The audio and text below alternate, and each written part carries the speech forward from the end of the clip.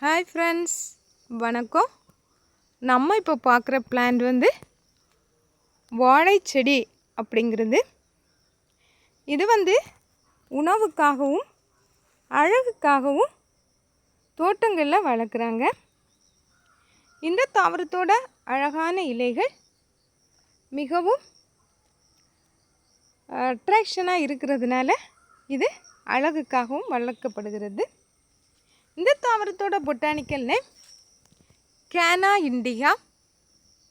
இதனோட ஃபேமிலி கேனேசி. இந்த தாவரம் அதன் தண்டின் அடிப்பகுதியில் ரைசோம்களை உருவாக்குகிறது. இந்த ரைசோம்கள் நிறைய மாவு சத்துடையதாக காணப்படுகிறது. இது மிகவும் சுவையுள்ளதாகவும் அப்புறம் இதில் ஆல்ஃபா கார்போஹைட்ரேட், ஆல்ஃபா அமைலோஸ் அப்படிங்கிற ஊட்டச்சத்துக்கள் இந்த கிழங்குல இருக்குது. அப்புறம் இது சமைச்சு சாப்பிட்றதுக்கு நல்ல ஒரு இனிப்பான சுவையுடன் காணப்படும். இந்த கிழங்குலேருந்து நிறைய திங்ஸ், அதாவது ஸ்நாக்ஸ் பொருட்கள் தயாரிக்கிறாங்க. அதாவது கேக் தயாரிக்கிறாங்க. அப்புறம் ஹெல்த் மிக்ஸ் அப்படிங்கிற ஒரு பவுடர் தயாரிக்கிறாங்க. அப்புறம் இதில் இருந்து ஆரோ ரூட் பவுடர் அப்படிங்கிற மாவு பொருள் இதிலேருந்து தயாரிக்கிறாங்க. இந்த கிழங்கு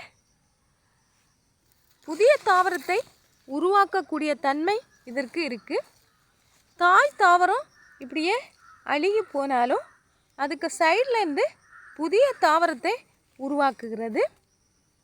நம்ம இந்த கிழங்கை நம்ம உபயோகப்படுத்திட்டு இந்த சின்ன கன்று இதை நம்ம வச்சேன்னா போதும், அது செழிப்பாக வளரக்கூடிய தன்மை உடையதாக காணப்படும். அப்புறம் இதுலேருந்து சின்ன சின்ன கணுக்களும் கணுவிடை பகுதிகளும் இருக்கிறதுனால அதுலேருந்து புதிய தாவரம் உருவாகும்.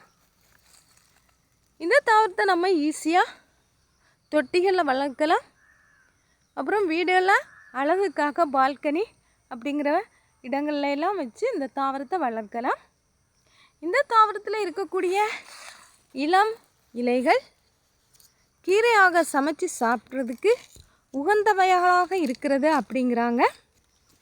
அப்புறம் இதனுடைய இலைகள் என்னதுன்னா பெருசாக இருக்கிறதுனால இதை உணவு பண்டங்களை பார்சல் பண்ணுறதுக்கும், அதாவது பொதிகிறதுக்கும் இந்த இலைகளை பயன்படுத்துகிறாங்க. தேங்க்ஸ்.